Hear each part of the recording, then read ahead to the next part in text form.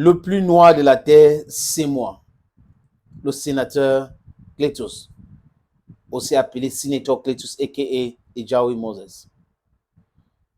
Les amis, la CEDEAO est obligée de signer le départ des pays de l'AES. Ils ont essayé tout, ça n'a pas marché. Ils ont voulu procéder par l'intimidation, ça n'a pas marché. Ils ont voulu procéder aussi par les histoires des visas et tout ça, ça n'a pas marché. Ça n'a pas marché. Prenons l'exemple. Le Cameroun n'est pas dans la CEDEAO, mais le Cameroun a une relation privilégiée avec le Nigeria. Donc, les Camerounais peuvent voyager et rester au Nigeria 90 jours. C'était exactement comme ça dans la CEDEAO. Donc, personne de la CEDEAO ne vit ailleurs sans payer sa résidence. Autre chose, c'est juste le mensonge total. Mensonge total.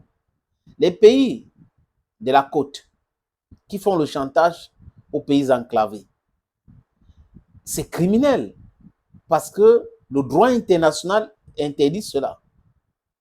Ce que le Bénin a fait contre le Niger, ou c'est pas le Bénin, les amis, parce que, désolé, ce que Patrice Talon a fait contre le Niger, quand les Nigériens avaient décidé de changer Bazoum, d'enlever Bazoum au pouvoir, c'était criminel.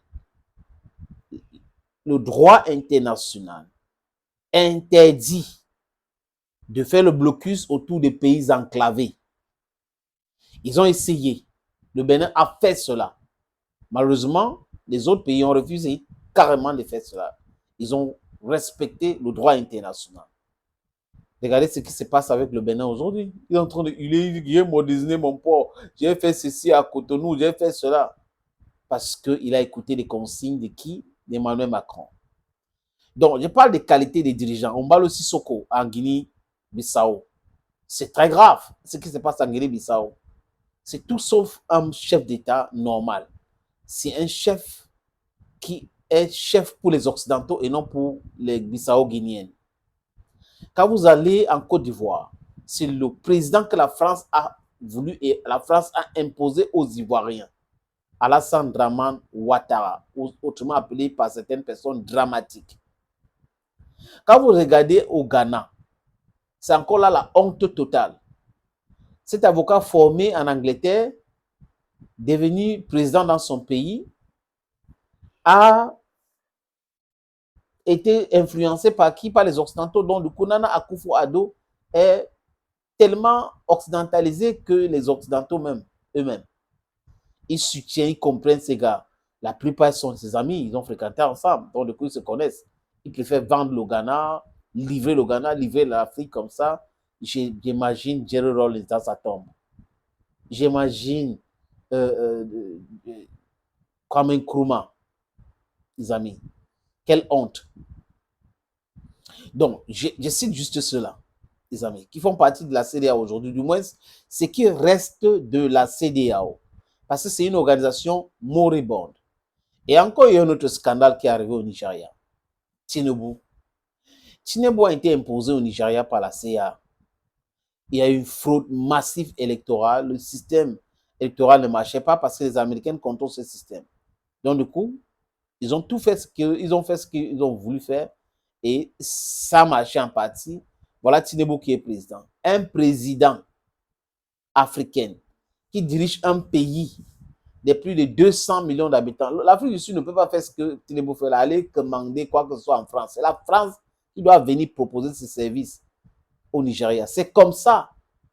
Si le Nigeria avait un grand président ou les pays africains avaient des vrais leaders, mais on devait les respecter. Il fait le déplacement pour la France pour chercher les partenariats pour venir investir au Nigeria. Commencer par soutenir massivement Dangote. C'est quand même incongru. Tinubu, il veut se balader, il dit qu'il ne peut pas chercher les partenaires. Les partenaires en France, la France ou les Français eux-mêmes veulent les structures, les sociétés. Ils demandent. On est en train de délocaliser les sociétés pour aller en Chine, pour produire moins cher, pour pouvoir être compétitif. Et Tinubu va se placer là, il part en France, visite avec Emmanuel Macron, il le salue, il est là, il tourne et tout ça là. Pour faire quoi? Ça va donner quoi? Absolument rien du tout. L'idée même d'arriver en France pour dire que tu cherches des partenariats pour le Nigeria, ce n'est pas maîtriser comment le monde fonctionne aujourd'hui. La France va venir peut-être avec les supermarchés. Carrefour, Carrefour, Carrefour par-ci, Carrefour par-là. Canal. Vous avez DSTV là-bas. Voilà tout ce que la France va vous faire. Hein. Maintenant, dans l'exploitation, le brut. On va acheter le brut, on va acheter le brut. Quel pays peut se transformer en vendant le brut sans transformer ça en pétrole comme Dangote est en train de faire actuellement pour pouvoir satisfaire le marché, pour éviter d'aller importer le carburant partout dans le monde? Is that possible? Can you develop a country like that, Mr. Tinubu? Donc, je dis encore félicitations à mes dirigeants préférés. C'est des leaders.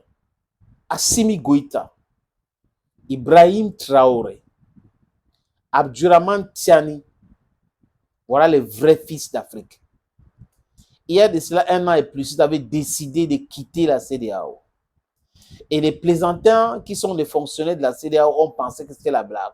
Oh, ils vont rien faire. Oh, ils vont revenir. Oh, ils vont faire ceci. Voilà que le temps passe et les gars ont déjà abandonné la CEDEAO.